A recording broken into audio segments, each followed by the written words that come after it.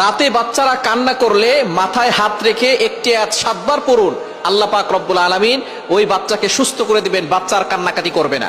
বর্তমানে ম্যাক্সিমাম জায়গায় সমস্যা হচ্ছে যে রাতে বাচ্চারা কান্নাকাটি করে, অনেক বাচ্চারা অসুস্থ হয়ে যায়, আস্তে আস্তে কোনো খাবার খায় না, আস্তে আস্তে শুকিয়ে যায়। এরকম হয় কি হয় না? অনেক বাচ্চাদের এরকম হয়। এটা জিনের সমস্যার কারণে হয়, অনেক সময় বদনজর করার কারণে হয়। বদনজর কিন্তু খুব ভয়ঙ্কর জিনিস। আপনার বাচ্চার ছবি ফেসবুকে দিবেন না। অনেকে আছে বাচ্চা হওয়ার সাথে সাথে ছবি ফেসবুকে দেয়, এতে কিন্তু বদনজর লেগে যেতে পারে। বদনজর কিন্তু সত্য, নবীজি সাল্লাল্লাহু আলাইহি ওয়াসাল্লাম জানিয়ে দিয়েছেন আল আইনু হাক্কুন, বদনজর সত্য।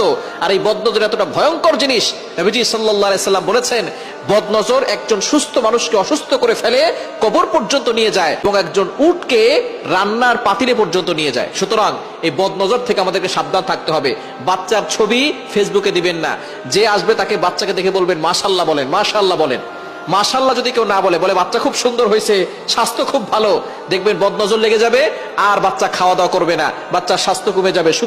সুতরাং এরকম যদি আপনি মা হয়ে আপনার সন্তানকে দেখতে না চান, তাহলে আপনি অবশ্যই আপনার বাচ্চাকে যে দেখতে আসবে তাকে মাশাআল্লাহ বলতে বলবেন। এবং যদি বাচ্চা শুকিয়ে যায়, রাতে বেশি কান্না করে, তাহলে একটি আয়াত বাচ্চার মাথায় হাত রেখে পড়বেন, আয়াতুল, একটি আয়াত পবিত্র কোরআনুল কারীমের 3 নম্বর পারার 1 নম্বর পৃষ্ঠার 8, 9, 10, 11, 12 নম্বর লাইনগুলোতে সূরা বাকারার 255 নম্বর আয়াত। এই আয়াতটি আপনি 7 বার পড়বেন, বাচ্চার মাথায় হাত রেখে 7 বার পড়বেন।